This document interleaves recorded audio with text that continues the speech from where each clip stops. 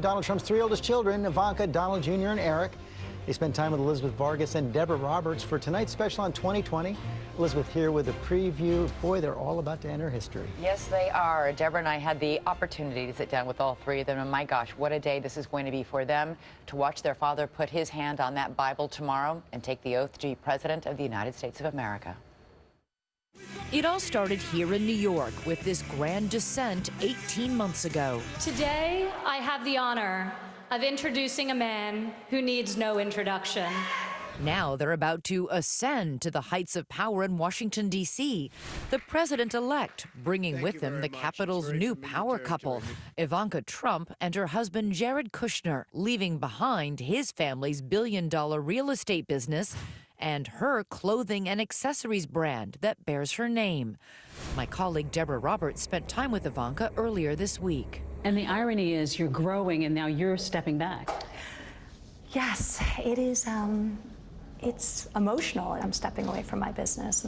My father will be president, and hopefully I can be there to support him and to support those causes I've cared about my whole professional career. But Ivanka was quick to dispel speculation that she would be filling the shoes or occupying the East Wing office traditionally reserved for the president's wife. What's your reaction, though, when you hear people say she's going to be essentially the real First Lady? Does it offend you? Well, I think it's an inappropriate observation. There's one First Lady, and she'll do remarkable things. We know who's not making the move to Washington: Donald Trump's two grown sons, Donald Jr. and Eric, who instead will be entrusted with running their father's vast business empire.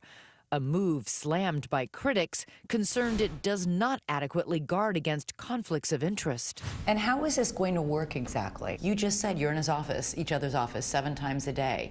How are you all of a sudden going to pull the plug on that? My father has the biggest responsibility of any person, arguably, on the planet, and that's to run the United States of America. His focus is going to be running this country. And that reality, along with the weight of its responsibility, is something Don Jr. believes may not yet have fully sunk in for his father. Do you think it might happen when your father puts his hand on his childhood Bible? Yeah.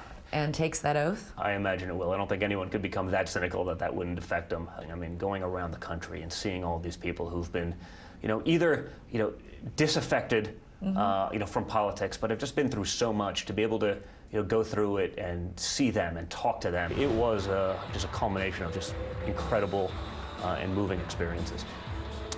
And Deborah joins us now as well. Boy, Ivanka remained so composed when you asked her that question about the First Lady, but you could tell she doesn't like that comparison. It rankles her a little bit. As you say, she's very composed. Unlike her dad, she doesn't shoot from the lip as much. But she did say privately she finds it a bit sexist. Why couldn't two women, as she said, two empowered women come to Washington and make their mark?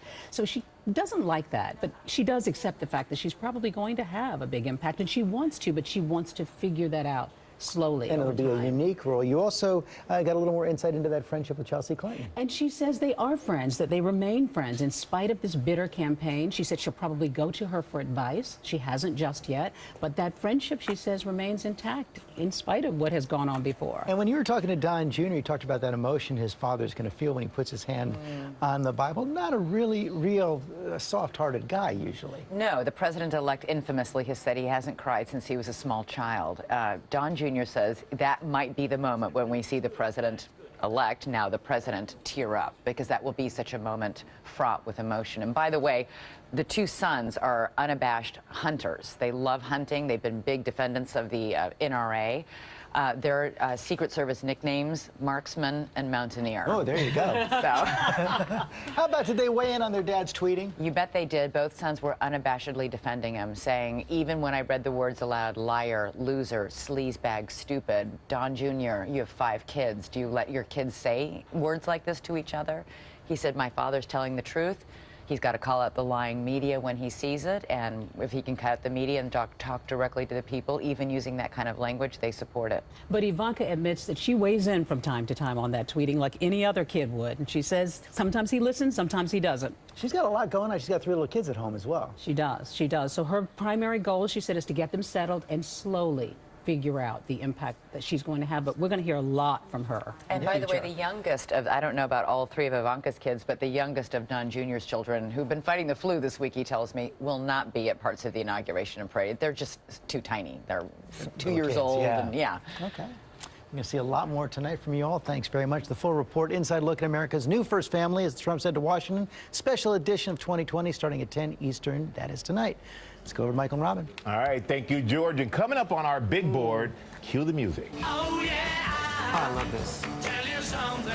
Boom, boom, boom, boom, boom. Yes, we're going to find out why Paul McCartney is battling to get this song and some other songs back in a big new lawsuit. That's coming up. Love to know what's your favorite Beatles song, too. And another reality star about to make a big splash in politics. Oh, Mr. Wonderful. What is Kevin O'Leary up to now? We'll tell you. We're back in 2 minutes. Look at that smile.